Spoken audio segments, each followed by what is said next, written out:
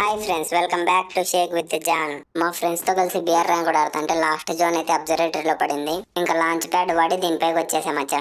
Zone లో నుంచి ఓడొస్తుంటే వానికి ఇచ్చి పడేసిన. వీడిని ఫుల్ కిల్ చేసేస్తానే రైట్ సైడ్ ఇంకోటి కనపడినాడు.